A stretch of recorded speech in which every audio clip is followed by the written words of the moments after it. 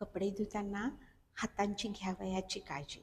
कपडे धुत असताना साबण, पाणी, डिटर्जंट आणि रासायनिक पदार्थांमुळे हात कोरडे होणे, खरखरीत होणे, चिरा पडणे यासारख्या समस्या उद्भवतात.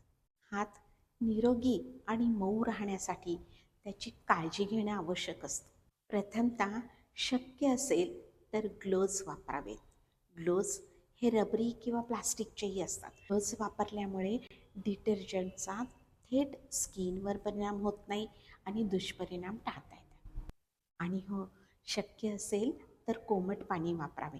कोमट पाणी वापरल्याने त्वचा सुरक्षित राहते. अति थंड पाण्यामुळे त्वचा कोरडी पडते. माइल्ड डिटर्जंट वापरावे. जास्त रासायनिक घटक असणारे डिटर्जंट असतील तर त्याचा त्वचेवर परिणाम होतो. हात कोरडे पुसावे.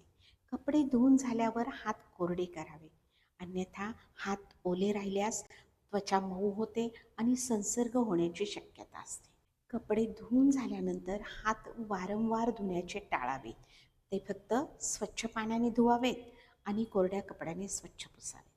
कपडे धुवून झाल्यावर लगेचच हाताला नारळ तेल, मॉइश्चरायझर, व्हॅसलीन म्हणजेच काय लगेचच मॉइश्चरायझर लावावे. नखे लहान ठेवावीत.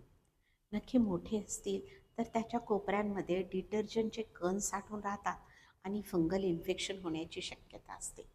तर अशाच माहितीसह आपण पुन्हा भेटतोय एक पाऊल आरोग्याकडे.